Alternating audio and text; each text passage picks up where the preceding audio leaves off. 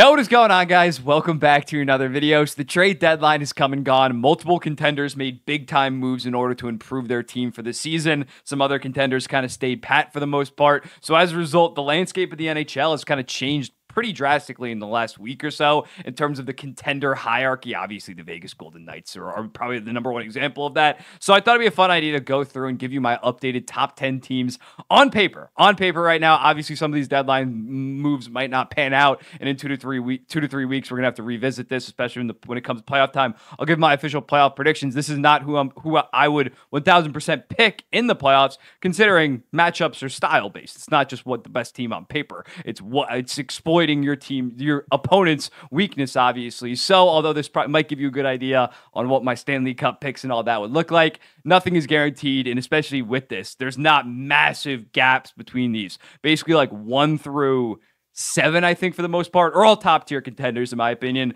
So without further ado, let's go through it. We're going to be starting with number 1. I'm not going to hold you in suspense waiting the entire time for number 1. We're going to go 1 and then all the way down to 10. And I'm going to give you some of the honorable mentions, some of the teams that just barely missed it. In terms of this is assuming they're all at full health in terms of the Vegas Golden Knights. Obviously, Mark Stone's going to be ready to go on game 1. I'm going to assume that a guy like Gabriel Landeskog is going to play, but obviously it's not going to be 2022 point per game Landeskog. I'll say that he's like goddamn like a 60, 55-ish point guy. So factoring in when these guys are all healthy, if they're able to play to the ability that they are overall on paper, these are my top 10 teams right now. At number 1, I don't even think this is recency bias to say the Vegas Golden Knights on paper are probably the best team in the entire NHL. Obviously ran through the playoffs last year, didn't see a single game 7. The underlying numbers and overall point total this year, they're obviously in a wild card spot, isn't that impressive, but also that's because Theodore missed 40 games. Jack Eichel was out for like 6 weeks. Mark Stone's been out for weeks. They've been a pretty banged up team. So you go out, Aiden Hill missed a month and a half. He would have been a Vezina finalist probably if he didn't miss that time. So they kind of coasted during this regular season, and what I saw last year, and at the deadline, they get Hanifin, they get Hurdle, they get Mantha. They get a legit 70-point center. I don't think that's ridiculous to say about Hurdle if he was actually on a good team. Last year, he had 63, 64 points on a 60-point team. Hanifin, top pair, legit guy. Anthony Mantha, which we thought was maybe going to be their only move back on Tuesday night. He's on pace for like almost 30 goals this season, or 25 goals, around 25 to 30. He's been great. So they added so much in terms of boosting their overall depth and star power as well. When looking at it, they have a 3-headed monster in terms of centers of Eichel, Carlson, Hurdle. That's probably the best 3-center deep, maybe outside of Dallas would maybe have a claim to that throne. In terms of their defense score, probably have the best top 3 defensemen in the entire NHL outside of maybe Colorado in Theodore, Pietrangelo, and Hanifin, as well as last year, there was a lot of questions in net. Aiden Hill looks like an absolute stud now heading into the playoffs. So when looking at this, I don't really see any weaknesses on this team. If they can get fully healthy, which I assume that they will with Hurdle and Stone, they look like an absolute juggernaut, and I'm going to have to see how the rest of the season plays out, but might potentially be my Stanley Cup pick. At number 2, I got the Dallas Stars. They were my Stanley Cup pick 2 weeks ago before the deadline. Funny enough, I made that video like an hour before Chris Tanev got traded to the Dallas Stars. So although they didn't go balls to the wall at this year's deadline, like maybe a Colorado or Vegas, I still think the Chris Tanev addition is absolutely massive. Not only because Chris Tanev is a very good player, but also it gets a guy like Nils Lundqvist out of the lineup, which he's been very disappointing since they gave up a first-round pick for him. So in terms of that, now their top 4 is very, very good. Lindell and Tanev on that second pair, as well as Harley and Heiskanen being a top 3 pair in all of hockey probably when they're together. The forward core is just so goddamn deep. They have the best top 9 in the entire NHL, in my opinion, especially now that Logan Stankoven has got the bump up. And Ottinger in net, I trust him in the playoffs. He does have a decent track record despite only being 25 years old. So I think this is a pretty complete team, and especially with that forward core, which I think is the best in the entire NHL, I think they can outscore a lot of their potential problems, and that defense core is solid. At number 3, I got the Florida Panthers. I can see a strong argument for them over the Dallas Stars or even the Vegas Golden Knights. They've probably been the best team in the entire NHL this season. And when looking at them at the deadline, the one point of weakness that I would have said was the bottom 6, considering their top 2 lines were insane. The Barkov line had a 60.9% expected goals percentage in 400 minutes together. Bennett's line had a 59.3, both top 10 out of like the 75 lines that qualified. So their top 6 was, in terms of just the line deployment, was probably the best in the entire NHL. Just those 2 lines, maybe not in talent overall, but results did not lie. They had the best top six in the entire NHL. They go out, they get Tarasenko, they get Okposo, which again, considering the prices, might be the most cost-efficient deadline in the entire NHL. Tarasenko's still a 55 to 60-point guy. I think they're probably going to bring Rodriguez down to the third line, have Tarasenko playing the top six, as well as Okposo. For a 7th-round pick, it doesn't get much better than Kyle Okposo in terms of a two-way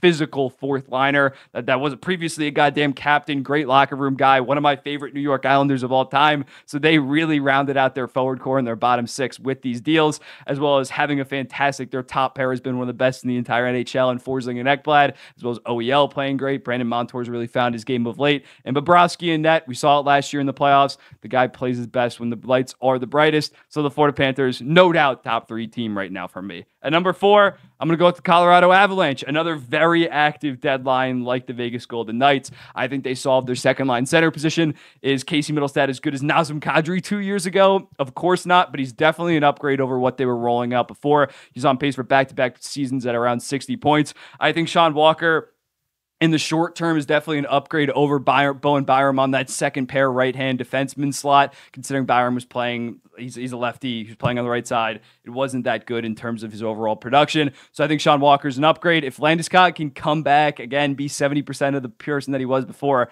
a good middle sixer, that's going to be massive in terms of their forward depth. They were looking like kind of a one-line team. Then they also get guys like Trennan and Dumais. They're really balanced. They're really have a lot of depth at this point compared to what we thought 2 to 3 weeks ago. And another guy that can be massive for them is Nikolai Kovalenko, their KHL guy, draft pick all the way back in like 2018 or 2019. He had 54 points in 56 KHL games last year. This year, 35 and 42. So he's probably going to come over for their playoff run. That's just another depth forward, probably going to be on the third line, but he can be an absolute stud. It's going to come down to Georgiev.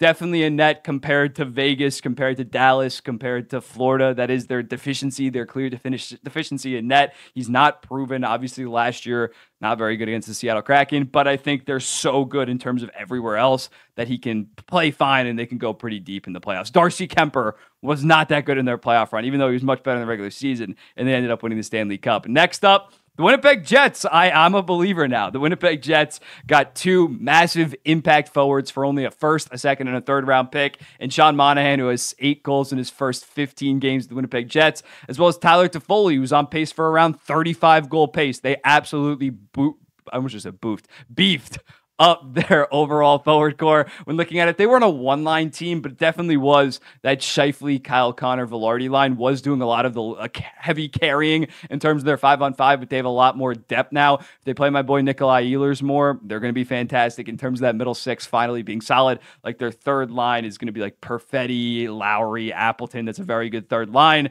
as well as the fact the defense core, it's not very impressive past Josh Morrissey, but I think it's just a lot of responsible two-way guys. They don't offer a ton offensively, but I think now with those forward additions, they just need their defense to play defense. They don't need them absolutely jumping up in plays, potentially making mistakes. Just stay back and stay chill, especially in net when you have Connor Hellebuck. Connor Hellebuck is probably going to win his second Vezina this year, as well as having a solid .916 in his playoff career. The Winnipeg Jets are true contenders after what they did at this year's deadline. Next up, Carolina Hurricanes. Gensel, obviously the number one piece of the entire deadline. They end up getting him for pretty cheap. They actually get a true goal scorer compared to what a lot of their team is, which is analytical darlings that just can't finish the goddamn puck. They drive a shit ton of offense. They dominate possession, but they can't score. Jake Gensel, he's going to score you goddamn goals, and especially on that second line, maybe Kuznetsov. I'm not a huge fan of the pickup, but considering their second line center before this was Jack Drury, I think that is an upgrade. I think he can maybe find his game in a new situation. So him and Gensel, if they click, that could be fantastic, considering past that top line of Teravainen, Aho, and Svechnikov. Not that they completely lack depth scoring, but getting a guy like Gensel, and if Kuznetsov can be 75% of his 2018 form, they're actually going to have some solid depth scoring as well as being fantastic both ways in their bottom six. I really like their bottom six. The defense core is still very, very good, even with guys like Brett Pesce and Dmitry Orlov being pretty underwhelming this season. It's still definitely a top 5 defense core in the entire NHL, probably top 3. Ken Kochetkov, string together 25 to 30 very good games. That's going to be massive. That's an even bigger question mark than even like a Georgiev. So in terms of net, how is their goaltending going to look in the playoffs? That's the one thing holding me back from fully believing that this team maybe could win the Stanley Cup. Next up, the New York Rangers, not the Carolina Hurricanes again. Chris Drury at this year's deadline doesn't go all in. I like both moves that he made. I like the Wenberg for a second and fourth, Roslovic for a conditional fourth that can become a third. Solid moves.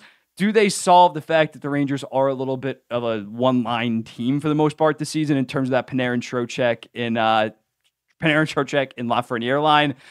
It's definitely going to help. I don't know if this was a massive solution. I think they probably should have been more aggressive in terms of getting that top line right wing to play with Kreider and Zibanejad. Roslovic's a very speedy guy, has some skill, has been around 40-ish points. I'm not sure it's the full-time answer. Wenberg, I think, will be that good third-line center. Doesn't give a ton of offense, but I think in terms of the Rangers, they're going to need guys like Keandre Miller and Jacob Trouba on the defense court to really step up and play some of the best hockey of their career. And Shesterkin's pretty playoff proven. So in terms of stopping your opponent from scoring, they're going to be fine. But in terms of that offense, especially at 5-on-5, if they're not getting a bunch of penalties, it's going to be interesting. But if they can somehow get on the power play a lot, I think they can go deep, definitely make the Eastern Conference Finals. Next up, the Oilers. The Oilers, pretty lackluster deadline.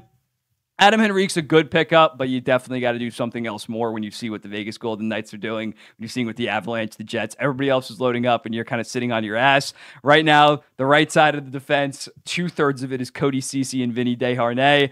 I don't think that's Stanley Cup worthy. I still have my question marks about their defense core past Bouchard and Ekholm. With my question marks about the defense core, it's really going to come down to the forward core, especially in net when Stuart Skinner isn't playoff proven, was pretty brutal last year. This top nine is actually maybe the best top nine in Edmonton, in the McDavid era. I almost just said the Edmonton Oilers era. Obviously, back in the day, they were much better. But in the McDavid era, I think this top nine is top 3, top 4 in the entire NHL. It actually has some depth, especially on that third line compared to prior years with guys like Adam Henrique and Corey Perry. So when looking at this, like with last year, like with 2 years ago, they're going to need McDry to enter absolute God mode and kind of carry this team, because I don't see them stopping other teams' loaded forward cores in the goddamn Eastern Conference. Ninth, I got the Vancouver Canucks. The Lindholm trade has kind of been a little bit of a bust. They were trying to flip him. I thought that was a smart play. He only has 7 points in 17 games. The eye test is not that much more impressive in terms of that. I think he might play a little bit better. But going forward, you look at Vancouver's top nine. Speaking of top nines, I don't think it's on the same level of a Vegas, Colorado, Winnipeg, Dallas, Edmonton after what those teams did at the deadline. It's still solid.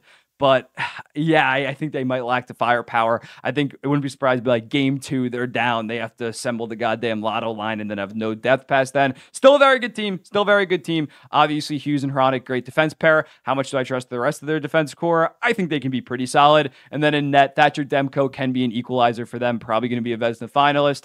They're going to need their defense core and Thatcher Demko to really step up and also to shoot like 16% like they were at the start of the season. Definitely a good team, but in a loaded Western Conference, I think they're in that Edmonton tier. They're not with that Winnipeg, Avalanche, Stars, Vegas tier at this point. And then lastly, I have the Boston Bruins. The Boston Bruins, not the most impressive team, obviously did nothing at the deadline. The forward core is very, very shallow. That's probably the number one reason why I'm not that high on them. And even the defense core, guys like Grzelcyk and Hampus Lindholm to a degree are having down years this season. Yes, the goalie tandem is great, but it's a goalie tandem in the playoffs. You can't start both guys. So I think they probably should have traded Olmark last summer. I know hindsight's 2020, but they really could have used some forward depth, a star forward to play on their second line, and in terms of getting more scoring. So right now, I just don't see with this Boston Bruins team. And I mean, rightfully so. It wasn't really expected to be a year that they were going to win the Stanley Cup. They were so much over the cap from the cap overages last year, as well as the fact that, yeah, it was just expected to be a retool year. They're still a very good team, but I just can't really see them going that deep in the playoffs. In terms of honorable mentions, Tampa Bay, they have the star power, but especially with Sergachev going down, don't really have the depth. The Kings, if they got Linus Ullmark at this deadline, I would be very high on them. They would definitely be number 10 in my opinion, but that goaltending is probably going to bite them in the ass. They're a very solid 5-on-5 team though. And then the Leafs, again, similar to the Bruins, I think they kind of admit that this maybe isn't their year. Good team, but just not fully there, especially the defense core really scares me going forward. Let me know in the comments, what do you think? Here's the order again: Vegas, Dallas, Florida, Colorado, Winnipeg, Carolina, New York, Edmonton, Vancouver, and the Boston Bruins. Let me know in the comments what do you think, and I'll be seeing you in the next one.